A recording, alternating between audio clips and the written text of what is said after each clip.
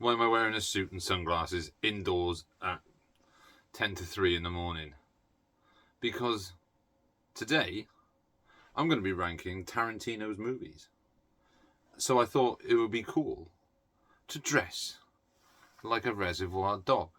However, I fucked this up because I don't have a black tie. And it's also in black and white. And Tarantino has never released a movie in black and white. He has made a movie in black and white. Never finished it, but he has made a movie in black and white. It was called My Best Friend's Birthday. But that's never been released, but it is on YouTube. So today we're going to rank Tarantino's movies. So let's go to work. So as the little intro says, and I quickly changed, today I'm going to be ranking Quentin Tarantino's movies.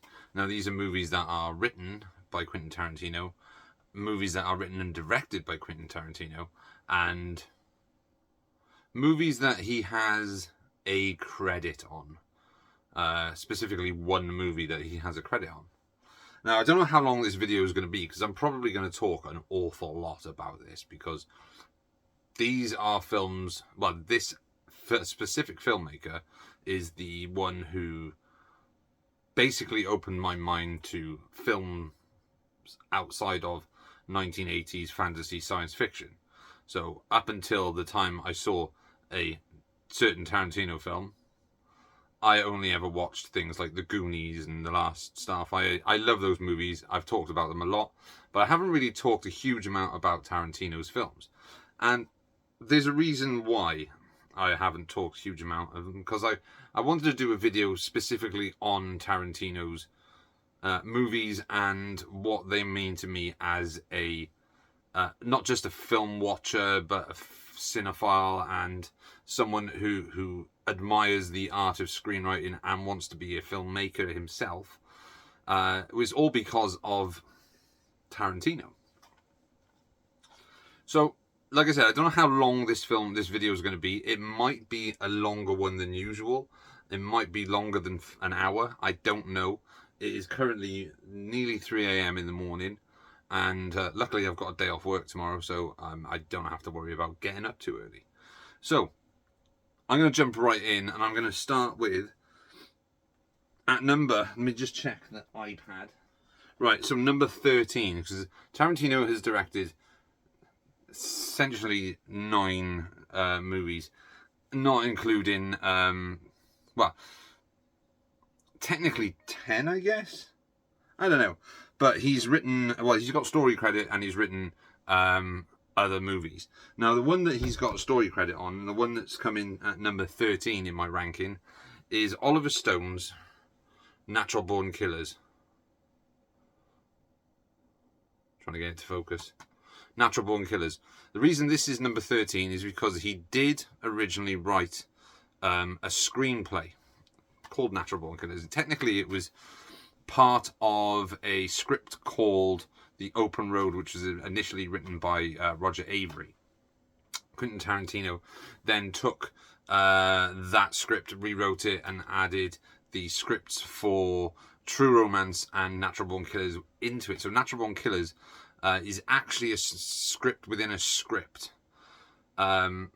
So when in the original screenplay for Open Road, the character of Clarence and Alabama are driving across country, and while they're driving across country, Clarence is writing a screenplay, and in that screenplay he is writing the story of Mickey and Mallory Knox, played by Juliette Lewis and Woody Harrelson in Oliver Stone's Natural Born Killers.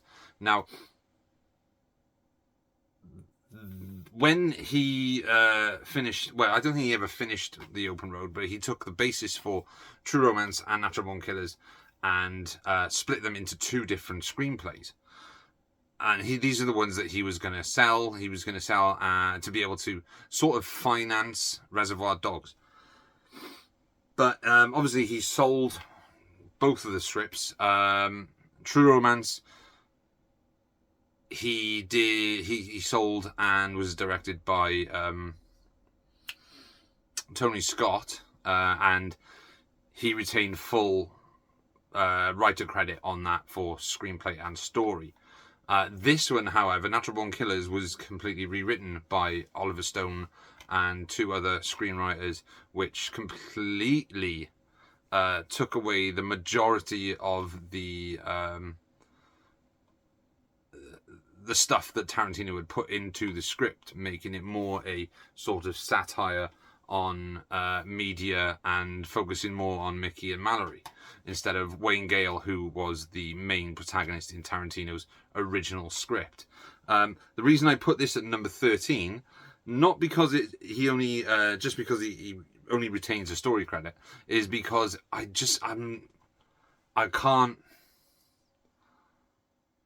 find it a chore to watch. I'm not a huge fan of it. Yes, I own it, mainly for the collection and obviously because it is a controversial movie from the early 90s. But there's something about this film which puts me off. I don't know whether or not it's the way that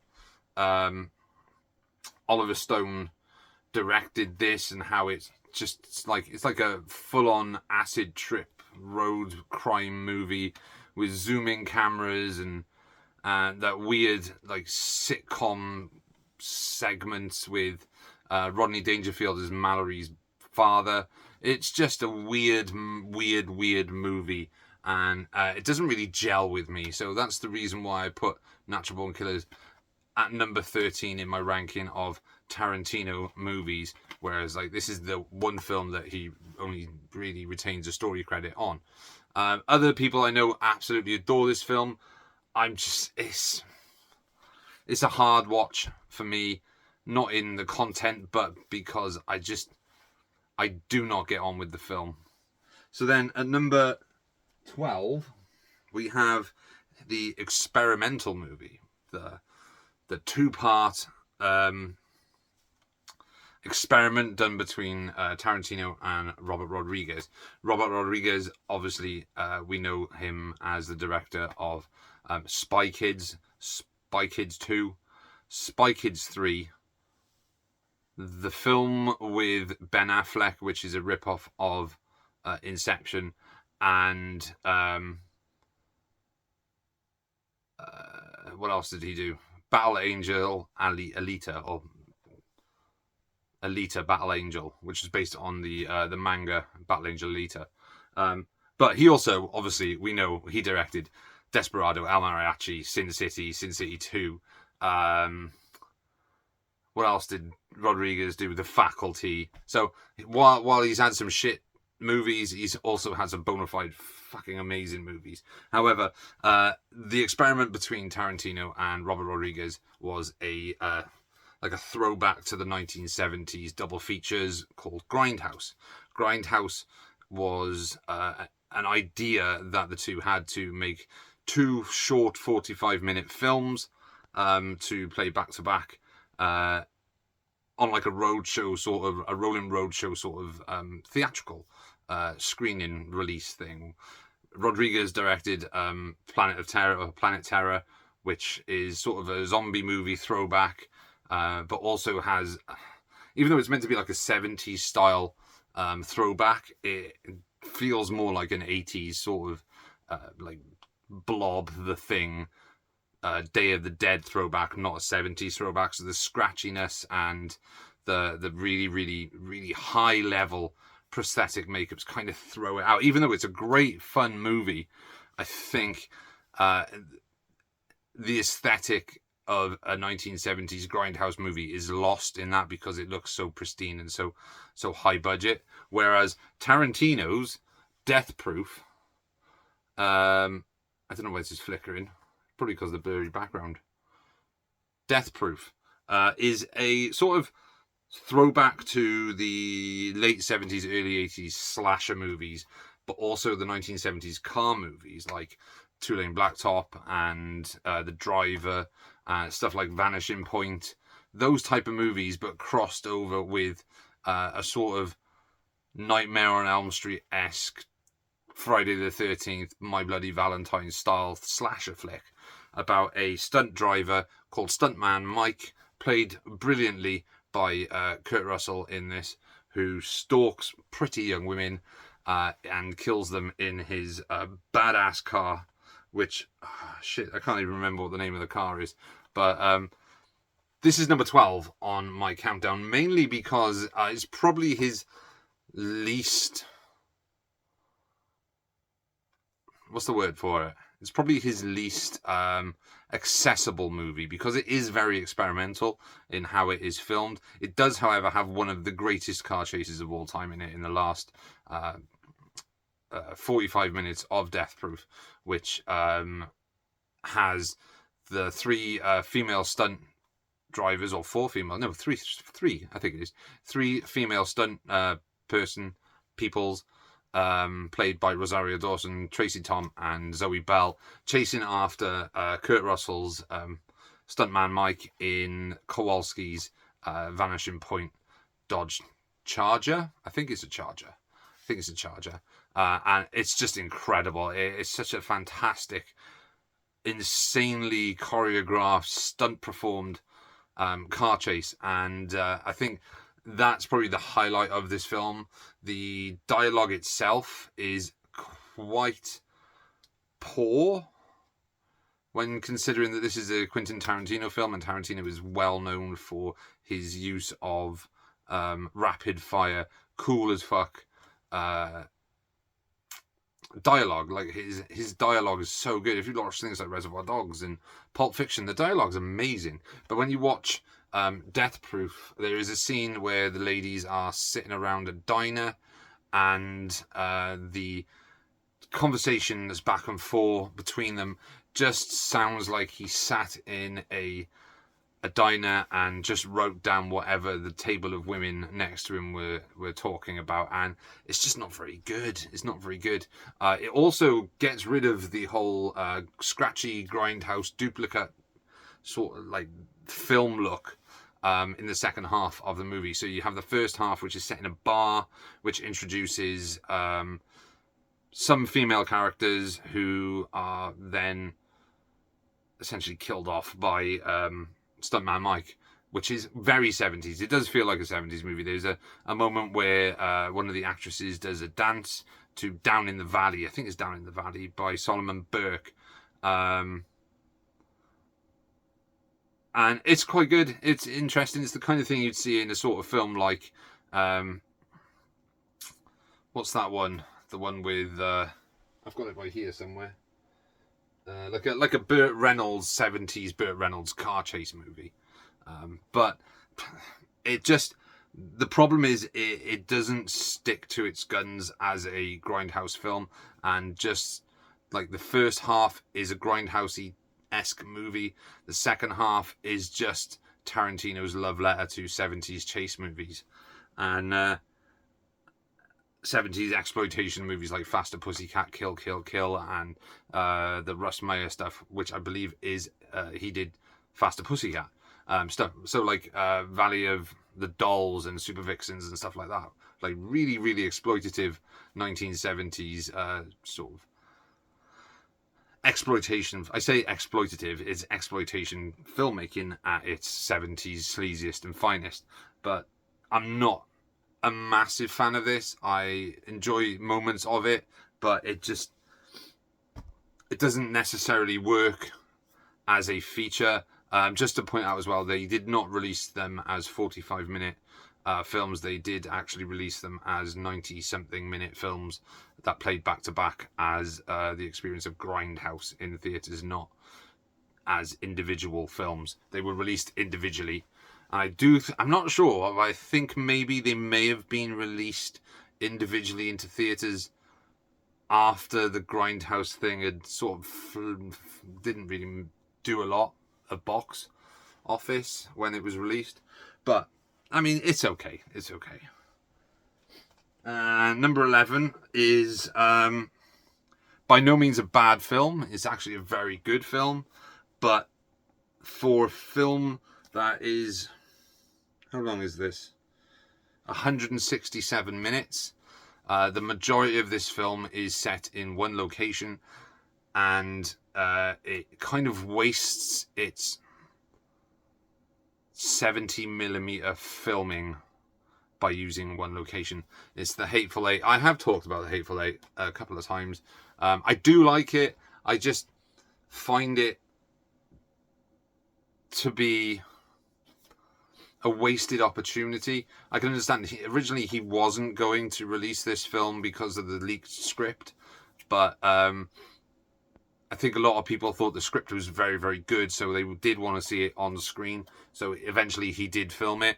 There are moments in this that I absolutely love, and there are moments where I'm just like falling asleep because it's a long film and it's basically just a group of men in a haberdashery in the middle of a blizzard trying to work out who is the dodgy dealer and who is the good guy.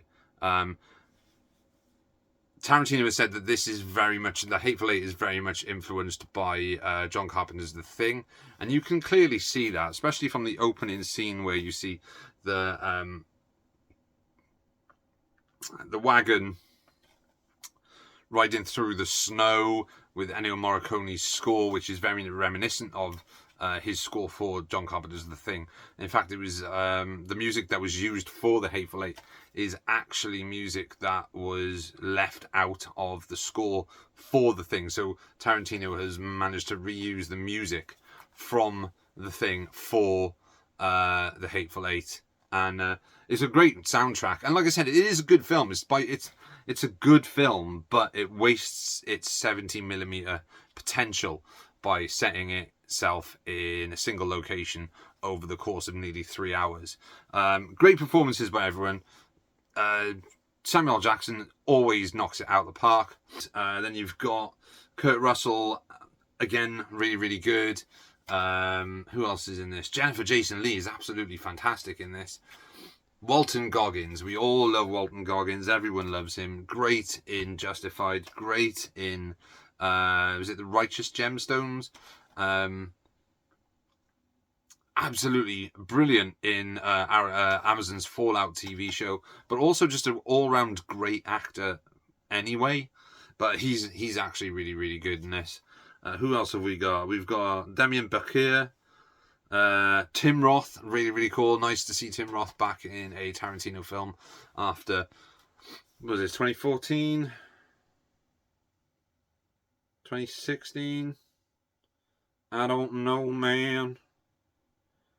I can't remember. I think it might be 2014, 2015, something like that. 2015, there we go. So, 21 years, I guess, after Pulp Fiction. And then we also have Michael Madsen, again, another Tarantino alum, showing up in a pretty decent role in this. And Bruce Dern as well, who is in sort of cameos in Django Unchained as well. But like I said, The Hateful Eight is a good film. I'm not taking away the fact that it isn't a good film. I just find it too long for what it essentially is, which is a sort of play on Agatha Christie's 12 Little Indians, I think it's called.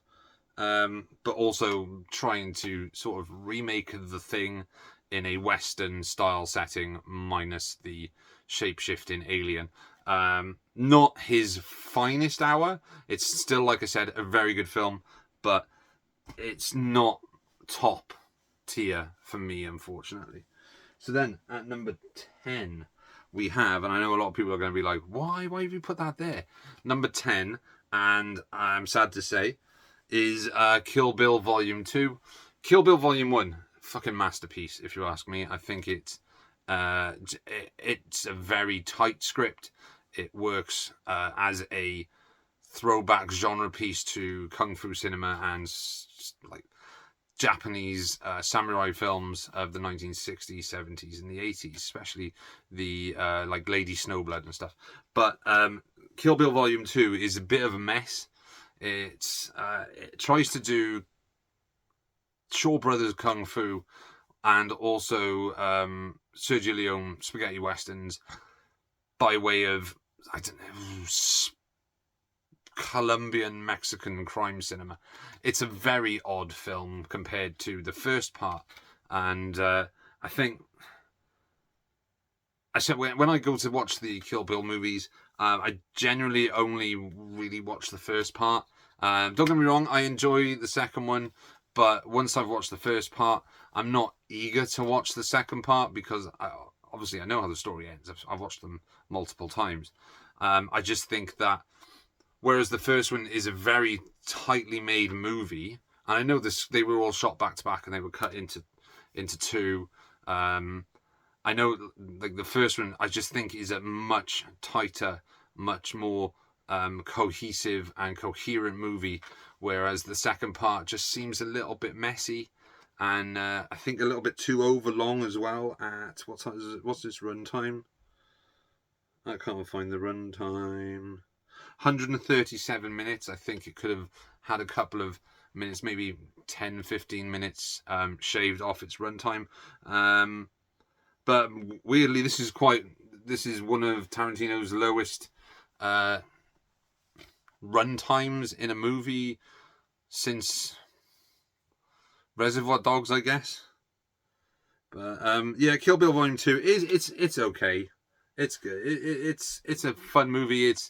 It works on some levels, but I think it just seems quite messy and doesn't really feel like a sequel or the second part to the first part, even though they're connected via it being the same film just cut into two.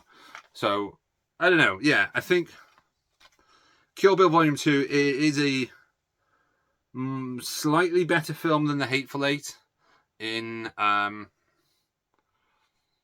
entertainment value, but it's not top tier, unfortunately. So that's Kill Bill Volume 2.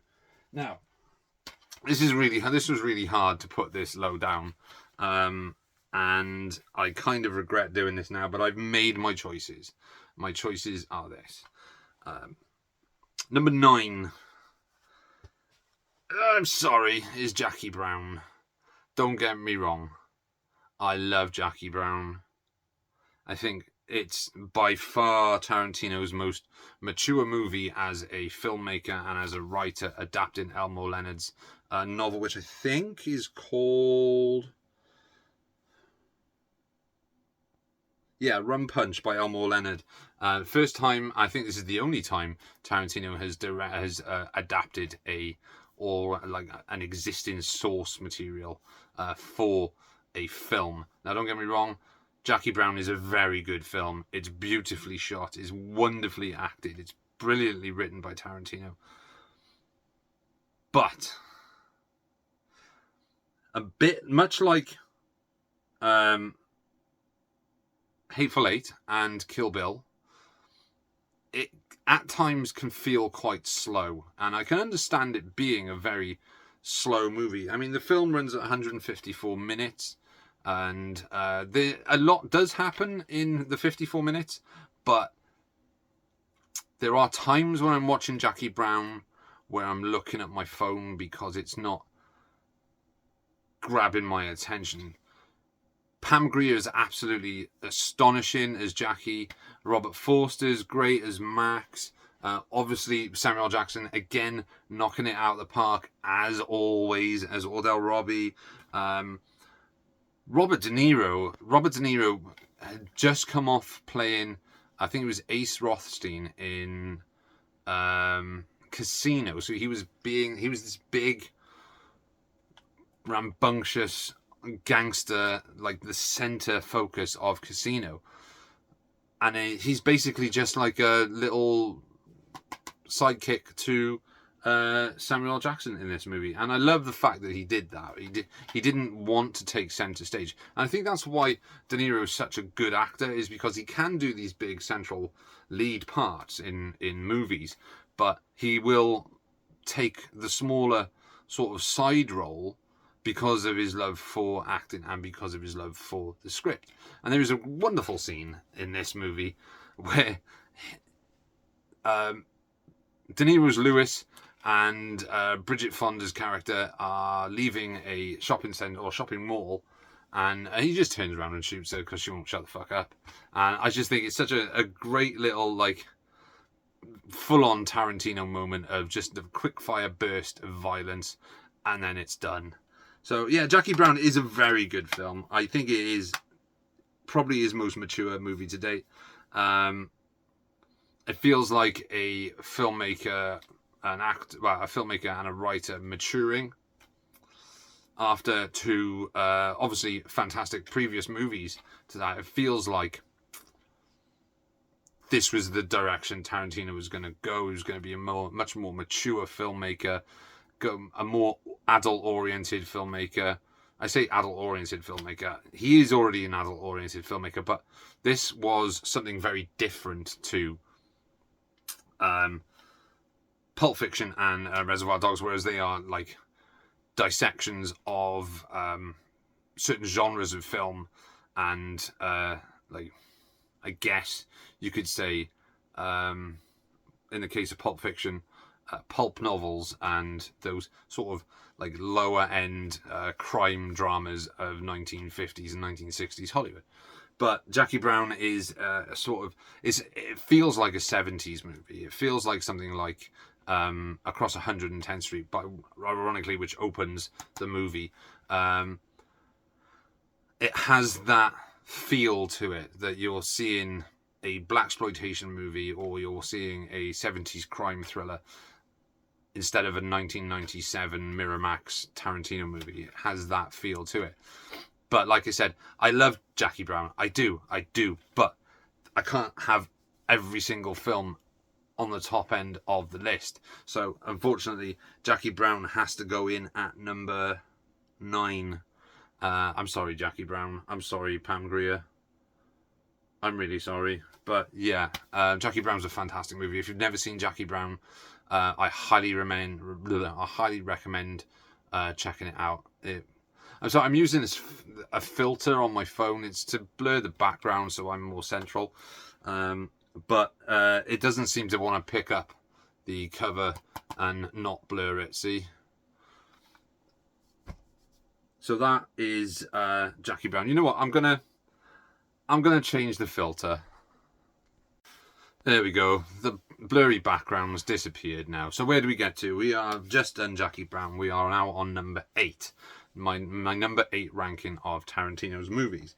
Now, okay, this is technically not a Tarantino film. However, he wrote it, and this is a top 5 movie of all time for me. It's From Dusk Till Dawn.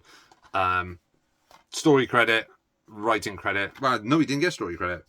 He wrote it. Screenplay by Quentin Tarantino. Story by Robert Kurtzman of KMB Effects fame, with Kurtzman, Nicotero, and I am so sorry, I've forgotten your name.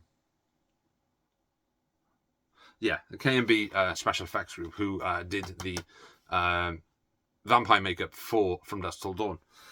This film I fucking love. I love it. I love it. It's top 5 films of all time for me. Like, I think maybe I may have in the last video had this at number 6 or maybe number 5. I can't really remember whether or not it was Beverly Hills Cop or From Dusk Till Dawn, but it's either 5 or 6 for me. I remember watching this for the first time when I was about 14, 15. When did it come out? 1997. I would have seen it because it came out in 96. So probably 1997 I saw it, or 1998. I would have been about 15, yeah. So about 15, I faked being ill from so I could stay home from school. My mum and my dad both went out to work, and I found the video cassette that they'd recorded, and I watched it. And from that moment, I fell in love with this movie.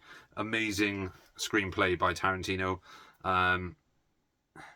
When you think this came out just the year before Jackie Brown and like 2 years after Pulp Fiction, and like he kind of continued down this sort of genre route post Jackie Brown, obviously with Kill Bill Volume 1 and Kill Bill Volume 2, and then the subsequent movies that came after that. But yeah, I'm not going to go hugely into detail on From Dusk Till Dawn because, like I said, it isn't technically a Tarantino movie. He is in it. He plays Richie Gecko, Seth Gecko, played by George Clooney's brother, who's like a psycho like child killer or rapist. I can't remember now.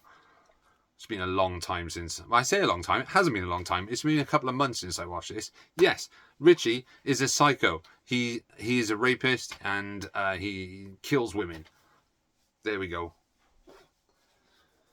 So, I need a drink because I've been talking for 25 minutes about Tarantino movies, and I'm probably going to talk for another 25 minutes about Tarantino movies. So, having a Pepsi break. Oh. Advertising. Come on, Pepsi. Sponsor me.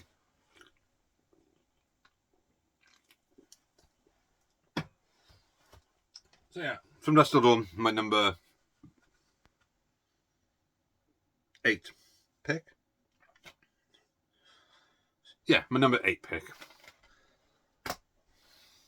Number 7, again, a film not directed by Tarantino, but a film written by Tarantino.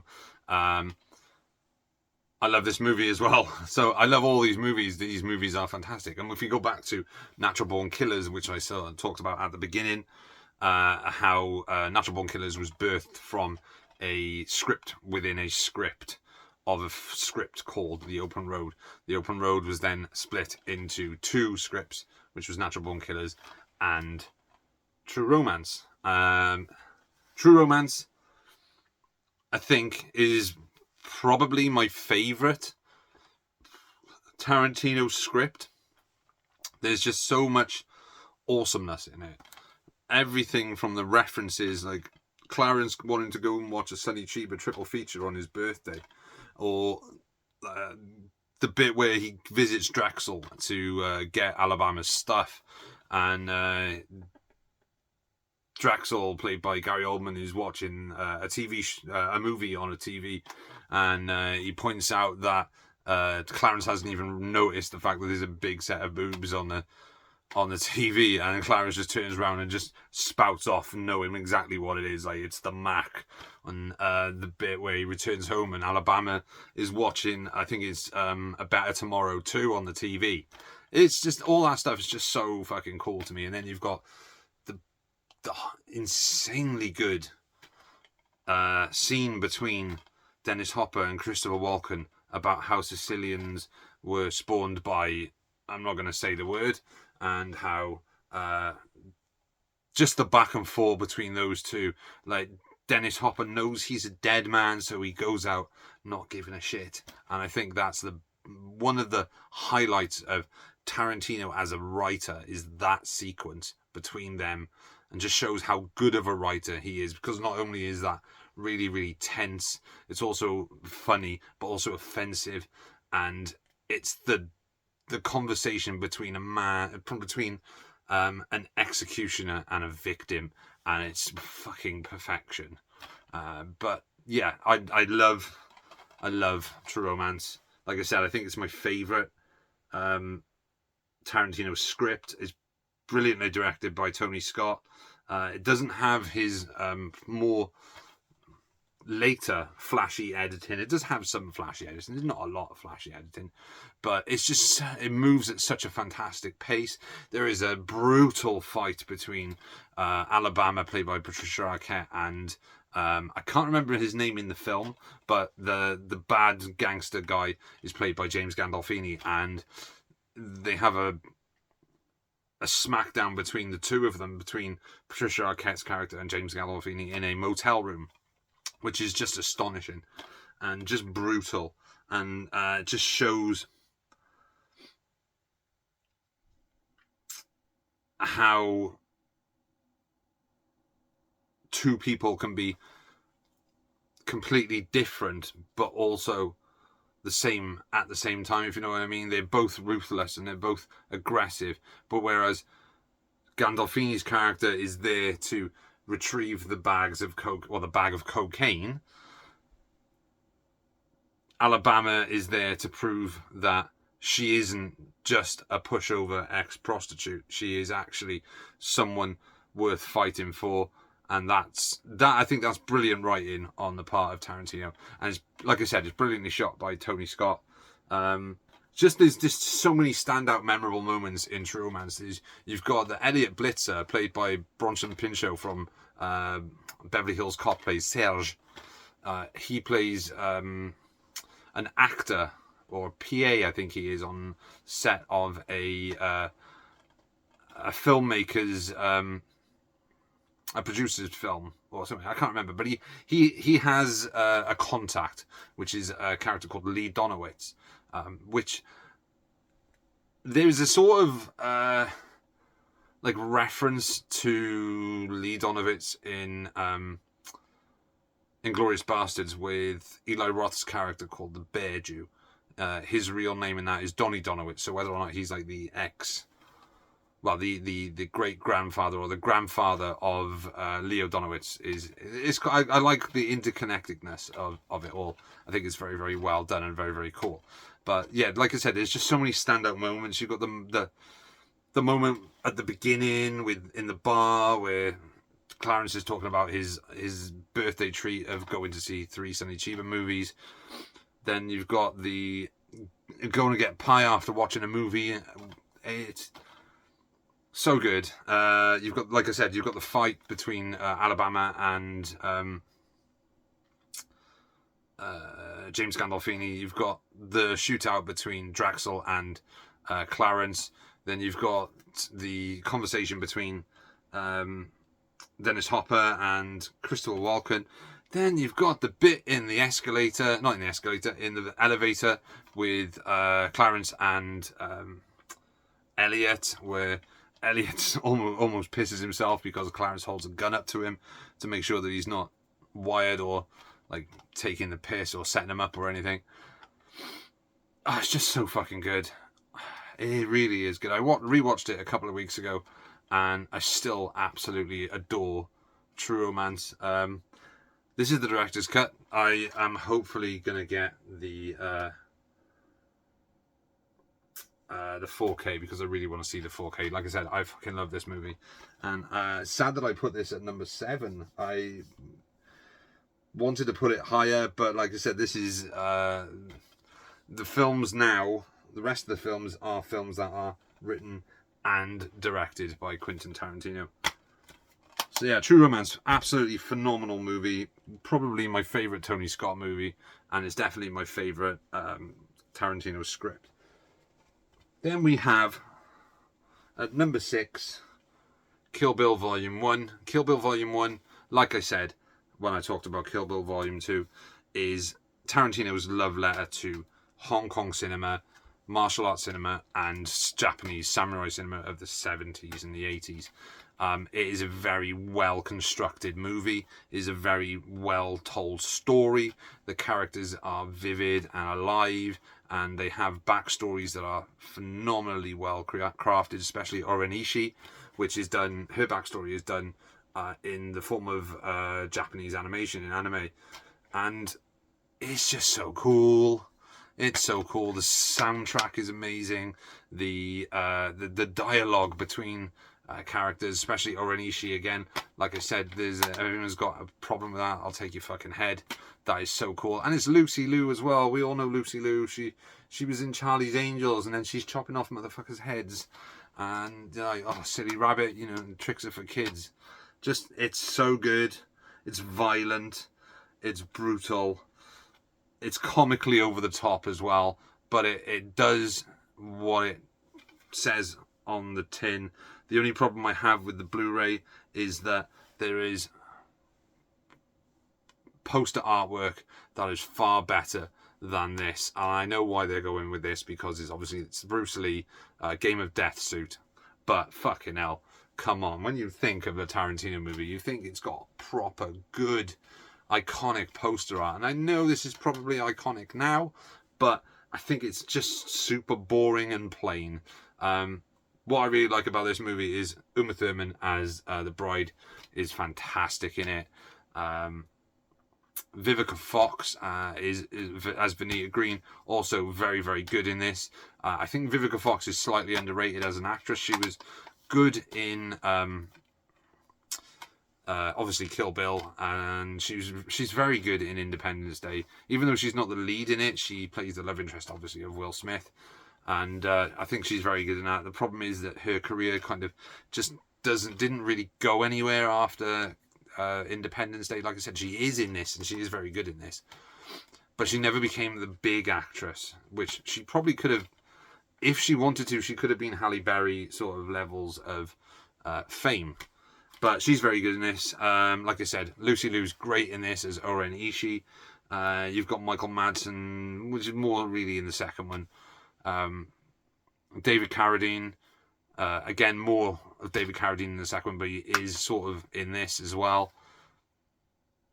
There's a moment with Daryl Hannah's El Driver, which, like, you think of the people who are in this who didn't have like huge careers, like Vivica Fox, like Daryl Hannah, who was big in the 80s but kind of dropped off and went into the straight to video sort of era of movies. To like Tarantino to cast these people, and David Carradine hadn't really been a big name since Kung Fu in the 70s. Yeah, he'd done a couple of movies in the 80s like Lone Wolf McQuade and some other stuff, but he wasn't a huge name anymore. Like in the 70s, he played Kane in Kung Fu. That was a huge show because of, obviously, it was associated with Bruce Lee. But I think having David Carradine play Bill was a genius casting idea. And yeah, I think Kill Bill is just it's a really fun, violent, enjoyable throwback movie, and shows that Tarantino loves genre cinema as much as he did. There's a really good quote from Tarantino where he said that the reason why all the movies post Jackie Brown are so kind of loud and in your face and sort of they're essentially like comic book movies is because, and I think this is a really good quote, he says, these are the films that the characters in Reservoir Dogs, Pulp Fiction and Jackie Brown would go and see. And I think that's really cool because he set up his own little crime cinema universe with Reservoir Dogs, Pulp Fiction and Jackie Brown, who go and watch his Tarantino universe, his genre universe at the cinema. So they would go and see things like Kill Bill Volume 1 and Volume 2, Inglourious Bastards, and Django Unchained. And I think that's just a fantastic way of looking at it. So where are we? We are now at the top 5. And number 5 is the one that kicked it all off. 1992? Was that the year it was made? Sorry, 1991. It got released in the UK in 1992. So 1991's Reservoir Dogs, a heist film without a heist. Such a good fucking movie. So good for a first-time filmmaker who hadn't really had any proper experience apart from a couple of like short films I think he did, and a half-finished feature-length black and white amateur movie shot on 16mm film in like 1987. 1988, while Tarantino was working at a video store called the Video Archives in California. He would shoot on the weekends with his friends. It was in black and white. It's not great, but you can see there are early sort of Tarantino-isms in that thing. But Reservoir Dogs, holy fucking Christ, this film blew my mind when I saw it for the first time. When I was about 16, my parents were quite strict when it came to watching movies, so I wasn't really allowed to watch a lot of 18 certificate movies, or R-rated if you're in America, until I hit a certain age. Like, I didn't see RoboCop until I was 19. My parents said, you can't watch RoboCop until you're 18. Obviously watched it when I was 19. I fucking fell in love with that movie. So that's why I've got like 4 or 5 different versions of RoboCop. I love that movie. And this did something to me. This movie did something to me. It changed my entire perception of what cinema is. So, like I said, I was into movies, but I was mainly into like the stuff that I'm still into now, like 80s science fiction and action movies and stuff like that. But this showed me that there is more to film than just those type of films, and I'm forever grateful to my exposure to Reservoir Dogs for opening my eyes to more and more cinema, because with every film that he makes, there's always a reference to an obscure movie. So you seek out that obscure movie, you find that movie, you watch that movie, you enjoy that movie, you find out movies made by the same director, and then you find out movies that are made around the same era, and you go down the rabbit hole of discovering cinema that you never really thought you would do, because all you ever watched really was The Goonies and The Last Starfighter. So if it wasn't for Reservoir Dogs, 99.9% of these wouldn't be here, because I wouldn't have known about them if Tarantino hadn't have made Reservoir Dogs and sent me down the rabbit hole of cinema. So that is why this film holds such a fantastic place in my heart and in my mind as a film fan and a cinephile. But it's still not my favourite Tarantino movie. What I really love about this is, like I said, it's a heist movie without a heist. You see the aftermath, and you see the fallout from what happened when the robbery went tits up because of an incident involving one of the Reservoir Dogs, which basically fucked everything up. But then you also find that there is a mole within, a rat within the group. I'm not going to spoil the movie, because I'm not going to tell. If you haven't seen Reservoir Dogs, do yourself a favour, watch it. It will change your life. Probably not, but it did mine. It's an iconic movie of the 90s. If it wasn't for this, then you wouldn't have half the stuff that came out. It was at a time when independent cinema was kind of gone. You had the early 70s independent cinema with Easy Rider and stuff like that, and how, like, the new Hollywood thing. But then by the time you got to the 80s, it was all, again, back to studios, but they were taking more chances on sort of more R-rated, like horror movies, because it was the slasher era. It was the era of special effects and the Spielberg decade, and it wasn't really, it was like, obviously, yes, it was a good decade. Like, the 80s is my favourite decade for movies, full stop. We had everything from Conan the Barbarian, Last Starfighter, the Dragon Slayer, Labyrinth, all the movies that we grew up watching and loving. But that was it. Apart from, obviously, the big old action movies like Rambo and Commando, and then Die Hard in the late 80s, Predator. Again, going back to that whole action, these were studio movies.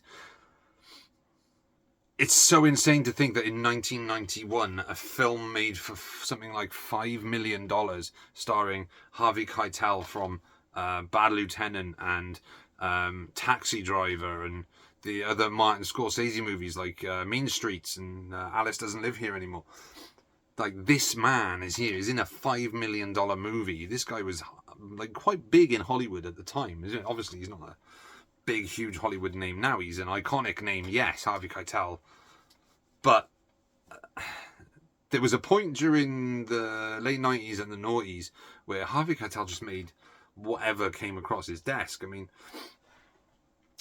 like, if it wasn't for Harvey Keitel, this film would never have got made. It was because of him this film got into the hands of the right people. It was because Lawrence Bender gave it to someone who knew someone whose wife was, well, whose husband was Harvey Keitel, and he loved it, and he got it financed. So if it wasn't for Harvey Keitel being in and reading this and seeing this, we may never have got Reservoir Dogs. We may never have got a Tarantino universe of movies. We may never have got Pulp Fiction, Jackie Brown, Kill Bill Volume 1 and 2, and Inglourious Bastards. We would never have got them if it wasn't for Harvey Keitel.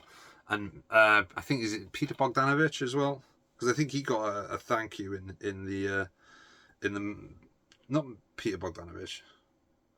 I can't remember now. He does get a thank you in there. But what a cast, man. Harvey Keitel, Tim Roth, Chris Penn, Steve Buscemi, Lawrence Tierney, and Michael Madsen. Michael Madsen gets the "and" in this, and it's so fucking good. So good. So, I mean, this kind of kickstarted the whole early 90s new sort of indie scene, where you had Tarantino, you had, with this, you had Robert Rodriguez with El Mariachi, you had what's his name?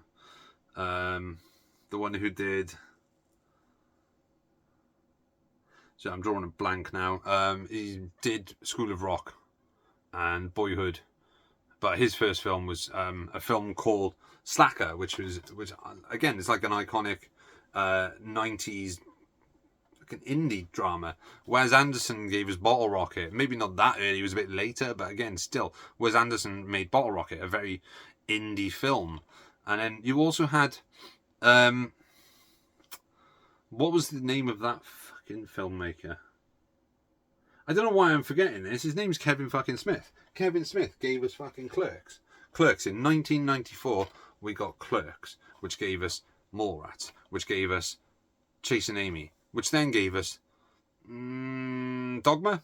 I think Dogma was after Chasing Amy, which then gave us Jersey Girl, but and then Jane and Silent Bob Strike Back. So it was kind of all downhill from Jane and Silent Bob Strike Back, I guess. I know some people liked his horror movies, but if it wasn't like that was like the new Hollywood again. It was like this stuff that happened in the 1970s happened again in the 1990s. Obviously, the 90s gave us a lot of shit as well. There was a lot of crap movies in the 90s, but there was a lot of good stuff as well. But Reservoir Dogs, man. Reservoir Dogs is such a phenomenal movie. And for a debut movie as well, to have a film that basically created its own genre with the Tarantino-esque movie.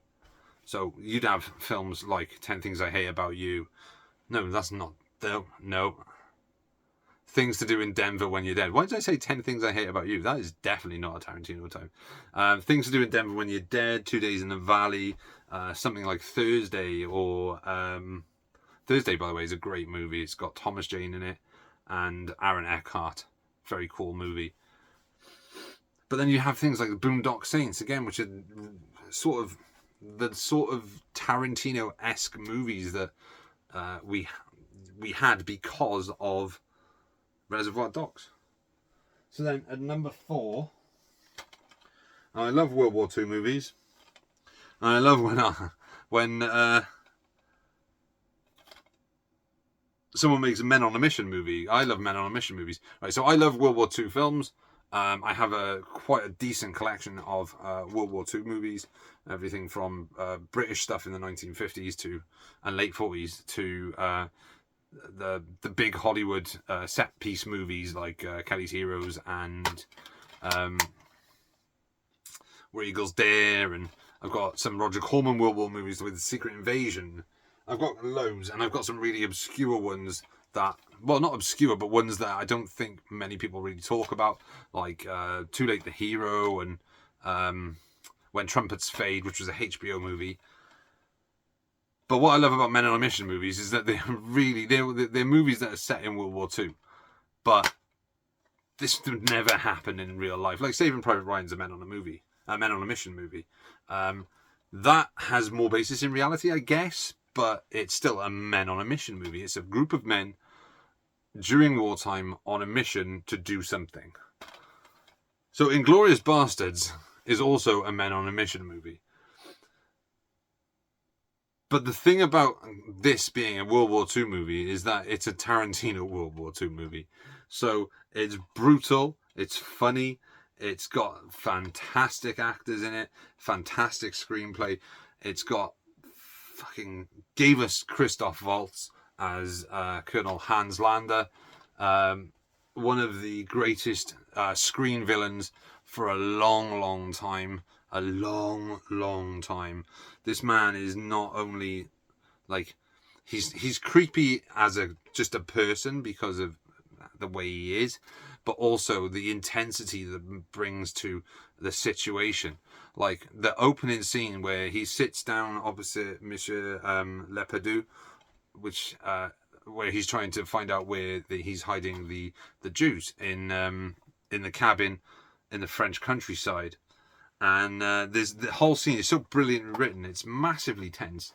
And there's a scene where he asks if he can smoke, and Hans Lander says yes, by all means. So Mr. Lapadou takes his pipe. It's just a small little wooden pipe, and Lander just pulls out this massive fucking horn and just puts it in his mouth like a huge, massive pipe. It's a dick waving contest. It's showing that he is the biggest, the bigger man, and it's so well done. It's so brilliantly staged and written, but the whole scene is just so intense, and it puts you on the edge of your seat. That like it's. I don't think I've ever seen anything. Like I said, it reminds me of the scene from True Romance between Christopher Walken and Dennis Hopper, like how tense that scene is. Doesn't really remind me of the ear cutting scene in Reservoir Dogs, because while that is just mean spirited and ends in violence, like most of the scenes do, these just, you're like, he's not going to find. Is he going to find them? Is he going to fold? Is Mr. Lepardieu going to fold, and is he going to tell them where the Jews are hiding? It's just, oh my god, it's so good. But obviously, being a Tarantino movie, it also has to do with movies, his love of cinema. So there's a lot of talk about old German World War II cinema, Leni Riefenstahl, and I can't remember his name now. But the whole point is to have a soldier who is knowledgeable in the cinema of World War II Germany to accompany people, a group of soldiers on a mission to destroy, I think, whatever it is. But it's so much fun. There's a line at the end of the movie where Tarantino says, I think, well, where? Not Tarantino, but Brad Pitt's character says, I think this is my masterpiece, which is obviously from the mouth of Quentin Tarantino. I don't think it's his masterpiece. I think there are other films that are better. At the time, I did think it was his masterpiece, but obviously then two more movies came out after that. But Inglourious Basterds, while it does take the title of a 1970s Italian exploitation World War II movie, that's literally all it takes. I mean, yes, there are men on a mission in that movie, but in this film, he basically just, all he does is take the title and just does something completely insane. There's also a section in there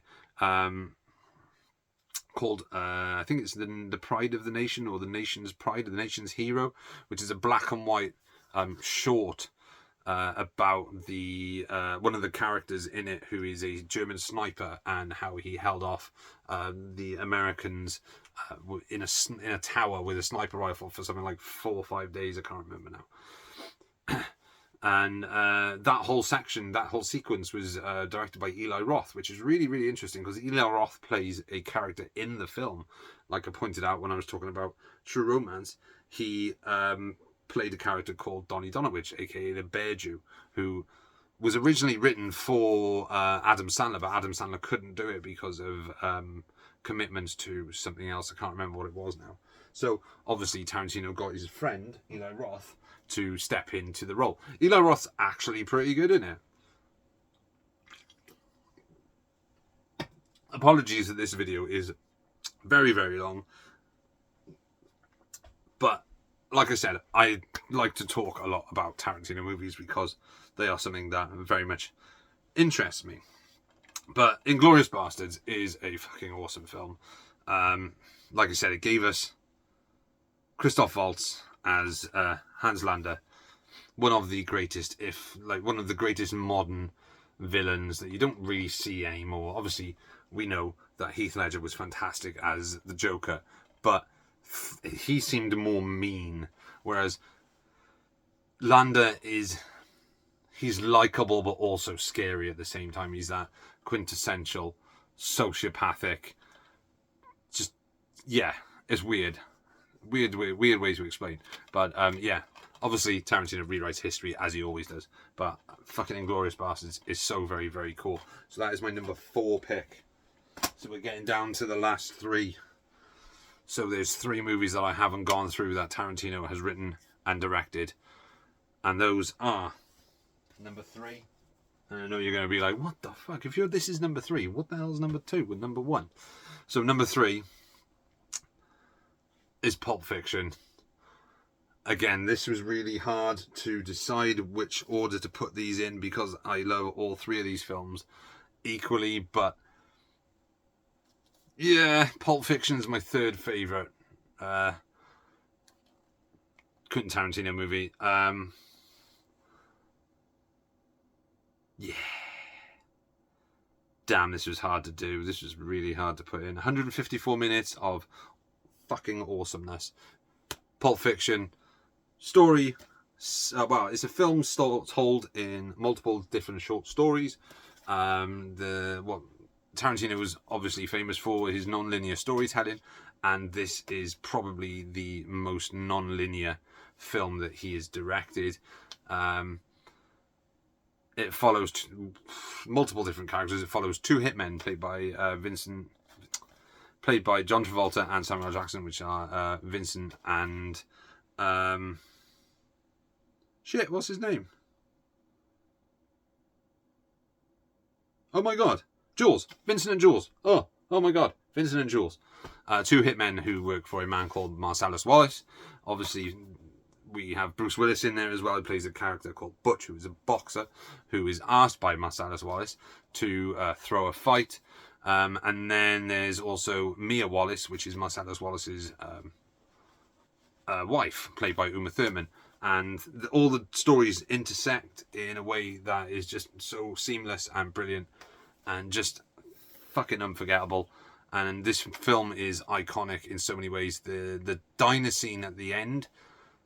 Yes, there is a diner scene at the beginning, but the diner scene at the end is one of my all-time favourite scenes in a movie. I think it's so incredibly well written, so incredibly performed, brilliantly by Samuel L. Jackson as Jules.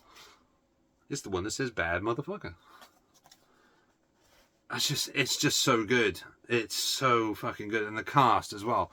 Obviously, Reservoir Dogs was a somewhat big hit, so he was able to get a higher budget and a bigger cast. So you've got John Travolta, Samuel L. Jackson, Uma Thurman, Harvey Keitel, Tim Roth, Amanda Plummer, Maria de Medeiros, Ving Rhames, Eric Stoltz, Rosanna Arquette, Christopher Walken, and Bruce Willis.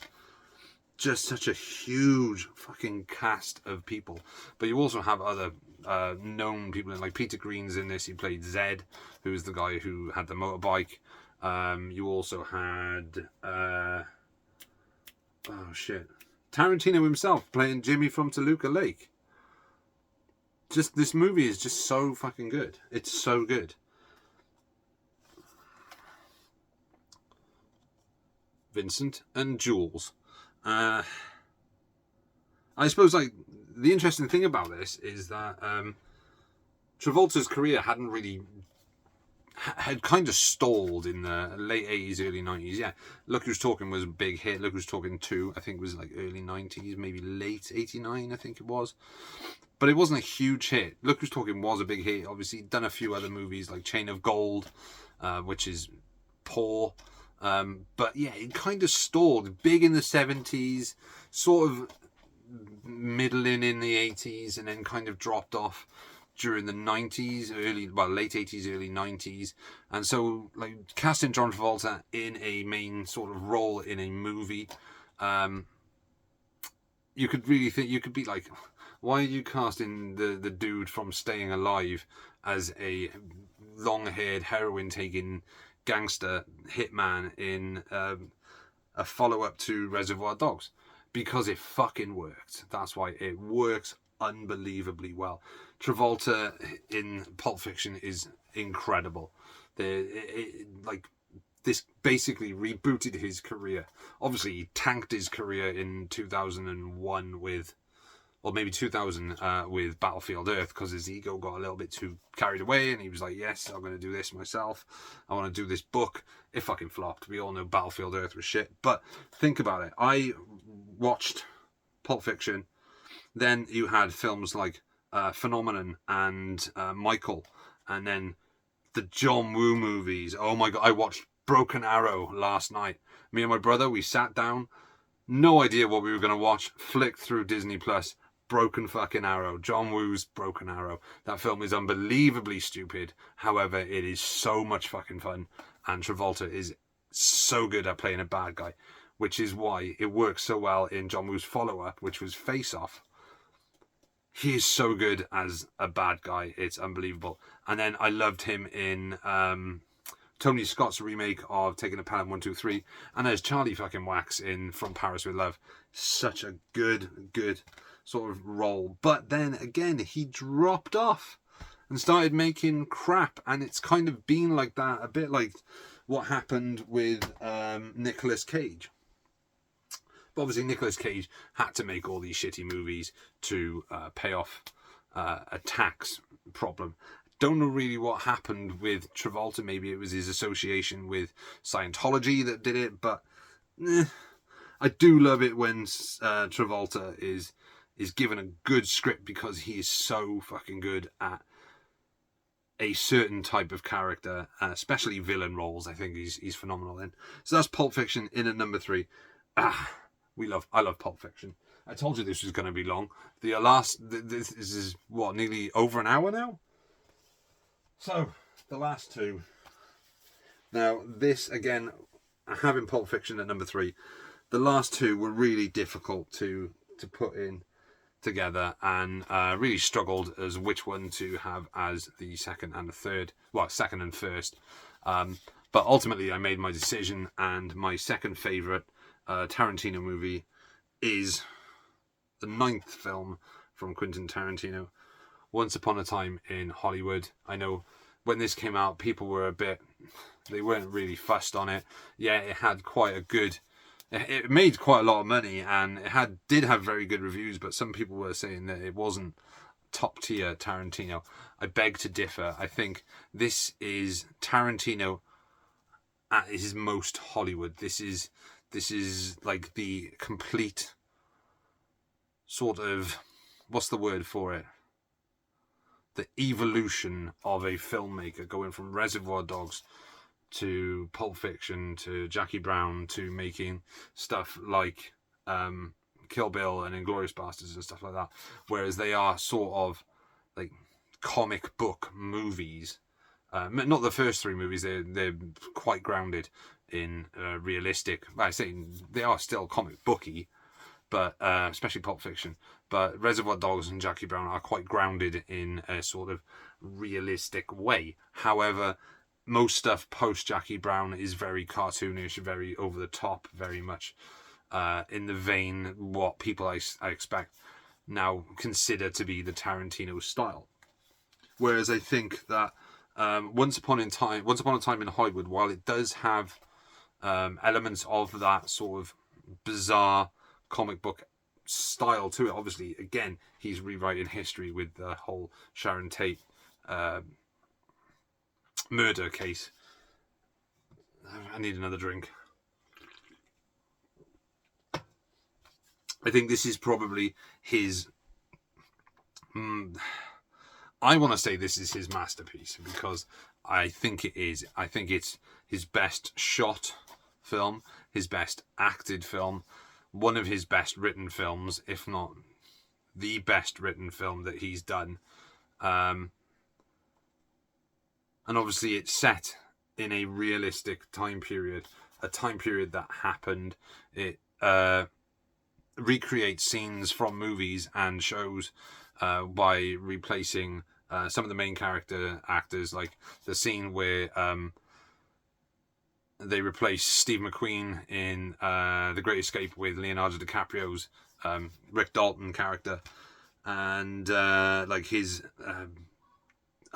what the hell is the film called? I can't remember what the TV show is called, but they replace one of the main character, or one of the characters in the TV show, with Rick Dalton as a character in that show. But yeah, like I said, it does have cartoonish moments, especially the fight between Cliff Booth and Bruce Lee. But it's a fun scene. But taking a character, creating a character, with such a sort of rich movie backstory, and like looking at how a big TV star who is known for one thing will always be typecast as that thing, and trying to find a way to reinvent himself outside of what he is well known for. So Rick Dalton is known for playing a character on a TV show called Bounty Law, and he will always be known as that character. That a lot of actors have that problem where they are known as one thing, therefore they can only be cast as the same thing. They are typecast in everything. So there is a film producer played by Al Pacino who tells Rick that he can reinvent himself basically by going to Italy and making these lower budget sort of genre films, reinventing himself and taking himself out of the sort of TV world of Hollywood that he's known for. The premise of Clint Eastwood's career, basically. Clint Eastwood played Rowdy in Rawhide, a TV show that was beloved by millions and millions of people in the 1950s and 60s, and took himself to Italy to make the now famous Dollars trilogy, and that basically set him on a course of being one of the greatest filmmakers and actors and most iconic filmmakers and actors of the latter half of the 20th century. And it's basically that's what Tarantino is trying to put over with Rick Dalton. Now, Rick Dalton's a brilliantly written character, wonderfully portrayed by Leonardo DiCaprio. But it's not just Rick Dalton that the film looks at. It's Cliff Booth as well. Cliff Booth is Rick Dalton's longtime stuntman and essentially is his best friend when you really look at it. There's a mystery around whether or not he killed his ex-wife. Some stunt teams do not want him on set because of that thing. But yeah, I mean, there's so much to unpack in this densely written, brilliantly made film that looks at basically pre-New Hollywood cinema and the end of the studio system in the late 60s. And obviously it does look at the whole Sharon Tate, Charles Manson thing, but luckily that's not a main focal point of the movie. It's more a film looking at a actor who has essentially dried up, washed up, and found himself being typecast and struggling to get roles after leaving a very, very popular TV show. I love that movie, and I think it's like I said, it's Tarantino's sort of evolution from, it's like the pinnacle of Tarantino. It's like he's gone from being the indie darling to the studio head. It's a wonderful movie, and I think more people need to reappraise Once Upon a Time in Hollywood and give it its due as a brilliant insight into how the Hollywood system worked and how it still seems to work these days. So then, at number one, my number one ranked Tarantino movie is a film that I can watch over and over and over and over and over and over and over and over and never get fucking bored of. It's a film that is a Western or a Southern, and again, it has Christoph Waltz and Leonardo DiCaprio in it, but it also has, and Samuel Jackson, and it also has Jamie Foxx. It's Django Unchained. What can I say about Django Unchained? This film is phenomenal.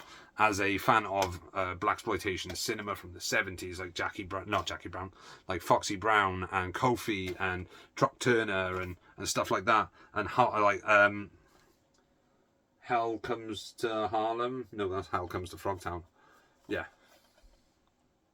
Yeah, there's lots of them. Like Shaft. I mean, Shaft, yeah, you could say it's a blaxploitation movie. I see it more as a sort of studio film that has a black lead and was written and directed by a black person. I wouldn't necessarily class that as blaxploitation. I would say blaxploitation is slightly more lower budget, but this is so fucking good. Again, it's meant to be him looking at sort of like a blaxploitation movie set in the Western, like the stuff that Fred Williamson and Jim Brown would do in the 1970s. but also trying to make it look like a Sergio Leone, Sergio Corbucci movie, like The Great Silence, or obviously the Dollars trilogy and stuff. It works on so many different levels. I mean, it's just a great, fun, bloody, silly, endlessly rewatchable Western with Jamie Foxx in a superb role as Django. Christoph Waltz, absolutely, again, phenomenal in everything that he's in. Even if it's like the shittest movie, Christoph Waltz always just adds that extra layer of class to it. And just him as Dr. Schultz in this, his confrontation with Leonardo DiCaprio's Calvin Candy after they make a deal, and how like he goes back on his word, or back on his whole thing of trying to keep character, is just unbelievably good. And that's why I fucking adore this movie. Yeah, this is such a good fucking movie, and it's why I put it on my number one, because I do indeed love Django Unchained. So yes, I apologise for the length of this video. I did say at the beginning this video was going to be longer than usual. I'm assuming we're near an hour and a half on this, and I know there was only 10 movies, and I did more. I think it was 16 movies for John Carpenter, but there's something about a Tarantino movie that, as Tarantino, that just gets me talking. So I want to thank you all for watching this video and these videos. Like I said, you do not have to watch the entire video. If you want to skip through and just see what I talk about, you are more than welcome to. I do not expect anyone to sit through however long this is of me just chatting. Hope you enjoyed the little black and white bit at the beginning. Like I said, I did have a black tie. Can't find it now. I found it the other day. It's fucking vanished. But yeah, it's 4:10 in the morning. I need a cigarette. I need a drink. My legs are killing me because I've been standing here for the last God knows how long. And yeah, this is my ranking of Tarantino movies. So just to go over the Tarantino rundown. At number 13, we had Natural Born Killers. Number 12, Death Proof. Number 11, The Hateful Eight. Number 10, Kill Bill Volume 2. Number 9, Jackie Brown. Number 8, From Dusk Till Dawn. Number 7, True Romance. Number 6, Kill Bill Volume 1. Number 5, Reservoir Dogs. Number 4, Inglourious Bastards. Number 3, Pulp Fiction. Number 2, Once Upon a Time in Hollywood. And number 1, Django Unchained. Those are my rankings. They are a personal opinion. You may rank them differently. In fact, I'd love to hear what you would rank Tarantino's movies in. I'd love to see what other people think of his films. I mean, he has his detractors. Yeah, that's absolutely fair. Yeah, he also has his fandom. So I'd love to see what you guys think of Tarantino's films. What order you would put your favourites in. Start a little bit of a discussion. But yeah, cheers. Do you know what? I fucking really enjoyed doing this video. Yeah, I'm knackered. Yeah, my legs are killing me. But this is the first time in a long time that I have sat and I've done videos in the past where I've talked about movies and stuff like that. But this is the first time that since I used to do a podcast, where I have gone into detail on certain films and looked more into the making of those films. And that's what I love doing. I love talking about movies, not just talking about the backgrounds, well, not just talking about the physical aspect of it, but I love to talk about movies, and I think you guys do as well, which is why you guys keep coming back, and I fucking love you guys for it. So I'm going to call this a night because I am fucking knackered, and I did a 9-hour shift today. So thank you all. Please, in the comments, tell me what you would rank your favourite Tarantino movies in, and I'll see you all next time. Maybe the next video will be a... What the fuck did I buy? Maybe. But yeah, cheers everyone. As usual, I'm going to throw up the peace sign. I'm going to give you a salute. I'm going to tell you, I'm out. Cheers.